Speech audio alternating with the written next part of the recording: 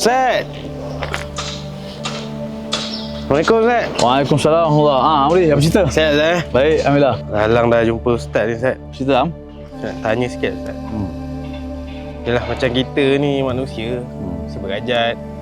Jadi saya doa benda tu tak dapat-dapat. Lama lah doa. Lama Ustaz. Tapi tak dapat juga. Ha.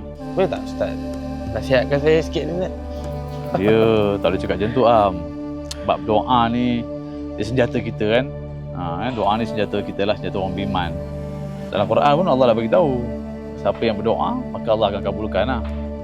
Sebab tu hadis Nabi kata apa? Semua doa kita ni akan dikabulkan oleh Allah Ta'ala selagi mana kita tak terburu-buru. Terburu-buru tu macam mana pula Ustaz?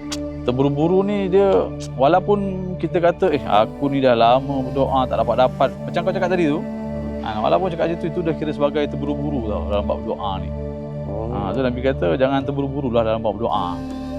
Jadi saya ni kalau boleh tak dapat tu doa lagi macam tu lah Ustaz. Ya, teruskan berdoa. Ada samping ikhtiar-ikhtiar kita yang lain kan, doa kan.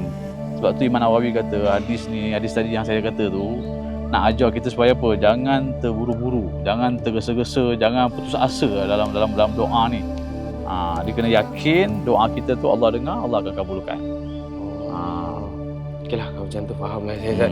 Maaflah ganggu masa Ustaz. Saya pun nak balik dah ni Ustaz. Nak turunkan berdoa lah. Okey baik. Doa banyak, doakan saya sekali Okey, baik. Okey, Assalamualaikum. Assalamualaikum warahmatullahi.